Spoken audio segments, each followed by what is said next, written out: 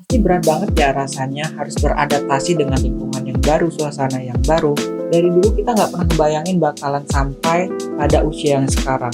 Dan sekarang kita berada di depan pintu yang kita sebut sebagai dunia orang dewasa.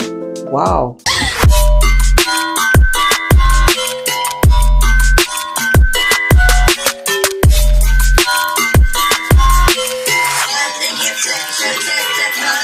Konnichiwa minasan, o genki desu ka?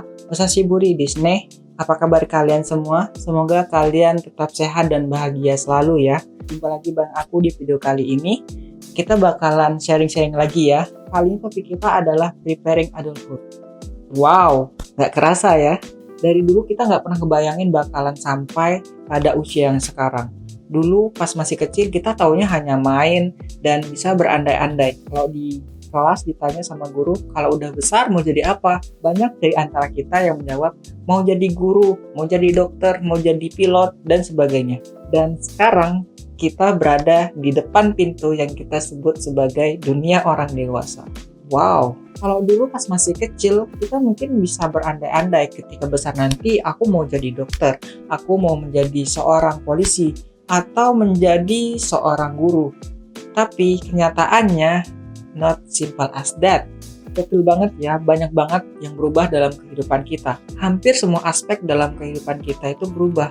Mulai dari lingkungan, relationship, bahkan emosional. Pasti berat banget ya rasanya harus beradaptasi dengan lingkungan yang baru, suasana yang baru. Apalagi ketika memasuki usia dewasa awal atau quarter life of crisis yang pernah kita bahas pada video sebelumnya. Buat kalian yang belum tonton, boleh tonton dulu ya. Di fase memasuki usia dewasa, kita itu dituntut untuk lebih mandiri, lebih peka terhadap suasana, dan juga lebih bisa mengontrol emosi kita. Karena di masa ini adalah masa yang dapat dikatakan masa yang lebih sensitif dan labil karena menghadapi kenyataan yang ada di depan mata. Rasanya halus gitu nggak sih? Seperti menjadi orang asing di dalam kehidupan kita sendiri. Rasanya capek banget, berat banget. Bahkan ketika baru bangun pun kita ngerasa capek banget. Rasanya pengen tidur terus. Udah tidur nggak nyenyak, makan nggak enak. Pas bangun kepikiran terus. Rasanya hidup itu berubah drastis gitu nggak sih? Yang biasanya kuliah, ketemu teman, balik, pulang ke rumah, ketemu keluarga. Kemudian pas weekend, pergi hangout bareng teman-teman. Tapi hal itu pelan-pelan rasanya hilang. Karena punya kesibukan masing-masing. Ya mau gimana?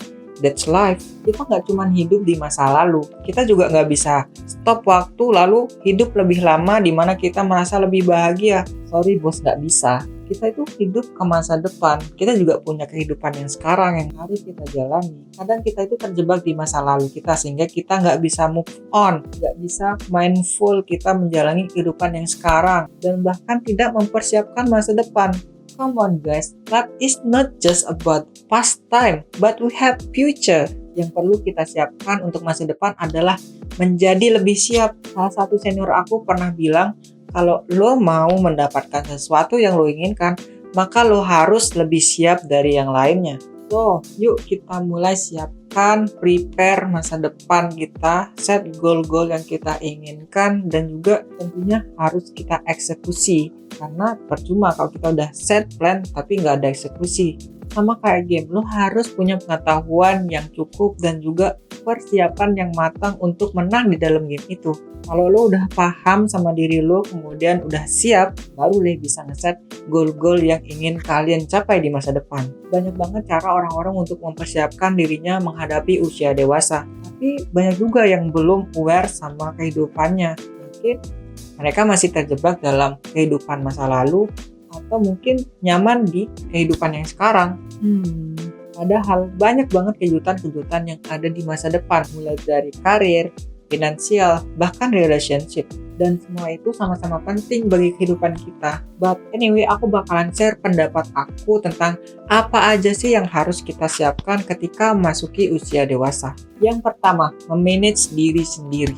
Yap, benar. Dalam kehidupan kita, tanpa kita sadari bahwa kita adalah manajer bagi kehidupan kita sendiri.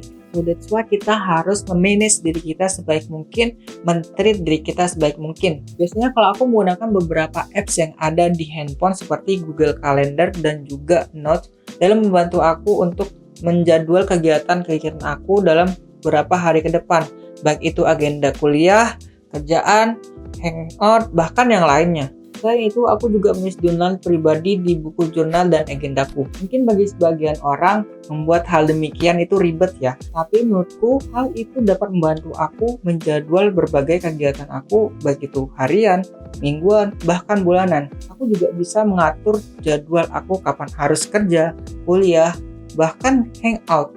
Sehingga nggak ada waktu yang sia-sia. Mungkin kita bakalan bahas manajerial dan journaling di video yang lainnya ya.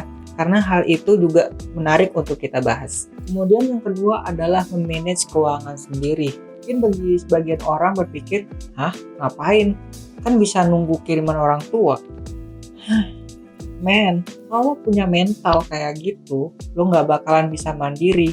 Katanya mau mandiri dan survive dengan masa depan. Mandiri itu bukan cuma hidup sendiri, tapi banyak banget aspek yang ada dalam kehidupan kita yang harus kita import sendiri di situ dalam menentukan keputusan, termasuk dalam memanage keuangan kita. Biasanya kalau aku sih mencatat semua pengeluaran dan juga pemasukan aku, sehingga aku tahu cash flow yang aku keluarkan dalam beberapa hari, beberapa minggu, bahkan beberapa bulan. Menurutku sangat penting bagi kaum milenial dalam menerapkan financial management yang baik, sehingga kita dapat survive dalam kondisi apapun.